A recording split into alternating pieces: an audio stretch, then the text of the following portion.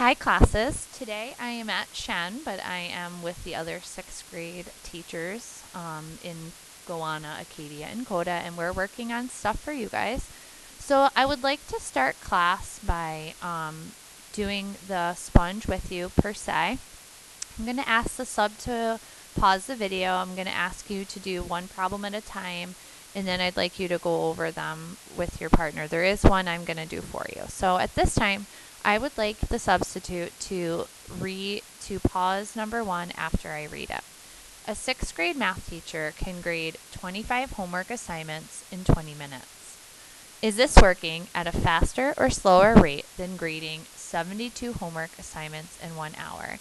I hope the sub pauses the video and you and your partner begin to do this. When you and your partner think you have the correct answer, raise your hand and the sub will play the video. The first thing I hope you did was label your equal fractions. Homework assignments to minutes. A 6th grade math teacher can grade 25 homework assignments in 20 minutes. Well, you really want to scale that down to their unit rate or per one. Okay, so I think I'm actually not going to scale this down though, because it's asking me how many assignments they do in 1 hour. And I see that I have 20 minutes. So I'm going to actually scale this up.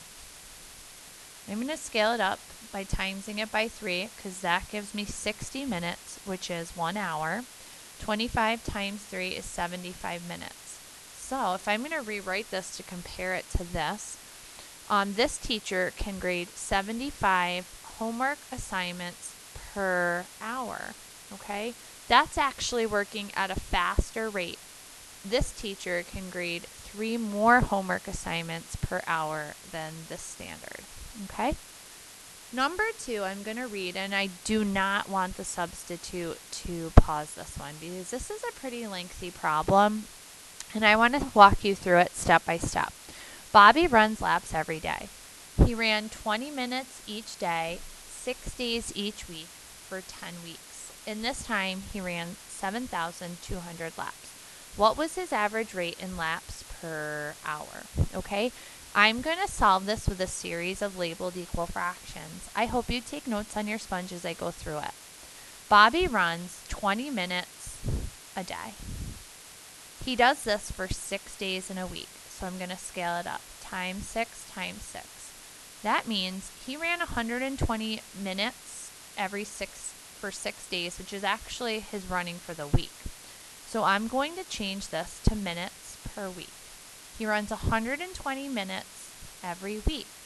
Well, if he does this for 10 weeks, I'm going to scale this up. Times 10 times 10.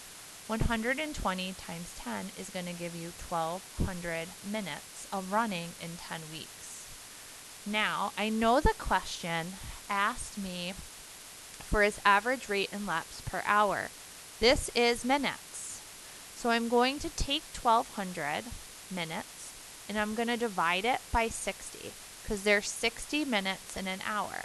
So 1,200 divided by 60. That means he really ran in 10 weeks 20 hours. Okay? Now watch what I do. Okay? I know that he ran 7,200 laps in that time, which we scaled down to 20 hours. So now we want to find his rate per 1 hour. So I'm going to scale it down, divide by 20, divide by 20. And when I do 7,200 divided by 20, I get 360 laps per hour as my rate. Wow, that's a tough problem. Okay? I'm going to ask the substitute to pause the video after I read this next question. I want you to correct the following student work. An airplane can fly at 650 miles per hour. How far will the plane travel in 90 minutes? So hit pause, see if you can figure out the mistake, and try to correct it. Okay, the first thing, I hate that they're not labeled. Okay, the plane can fly 650 miles in 1 hour. Okay, so I see some issues here. I have minutes here, hours here. So you know what? I know 1 hour is 60 minutes. So I'm going to erase that. I'm going to write MIN and MIL just so I don't get my miles and my minutes confused.